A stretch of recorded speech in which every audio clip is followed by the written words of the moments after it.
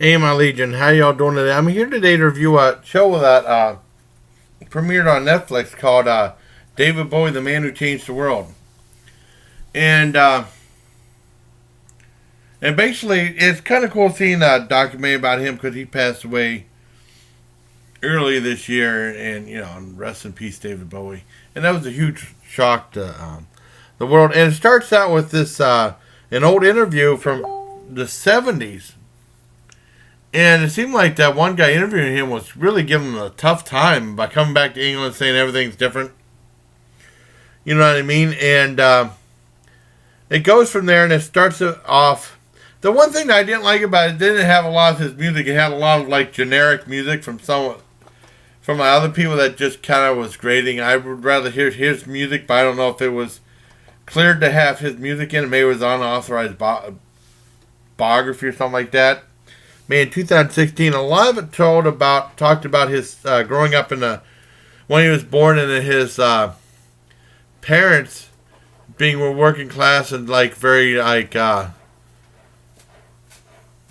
unengaged from him and stuff like that. And he said, no matter what, I want to get out of this house and try to make something myself and try to be successful and stuff. And it talked about his rise to fame in the 60s and his struggles he had with folk music and a whole bunch of other stuff. And then eventually his rise when he made like the 15 albums in the 70s. It talks about a lot of stuff. It talks about his most biggest claim to commercial success in his 83 with the Let's Dance album, which was fantastic. It doesn't talk about Tonight, which I was surprised it didn't talk about. It then talked about Musical Low that a lot of critics, I remember I bought the album. Well, it was the cassette.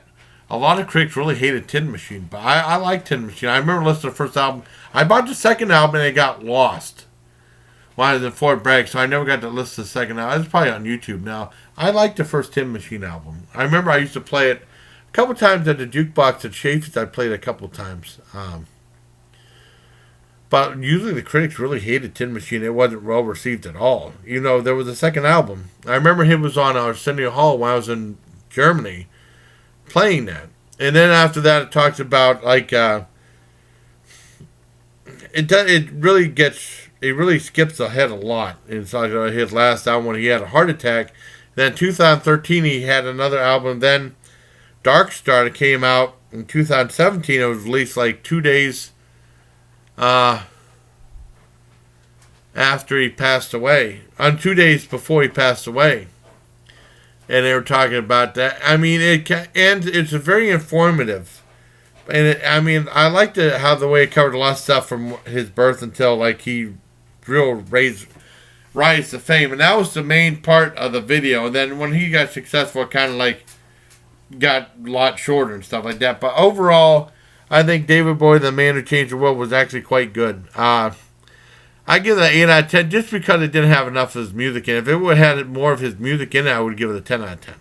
So there you have it for the review of David Bowie, the Man Who Changed the World. So until next time, bye, please. Take care of my Legion. All right, guys.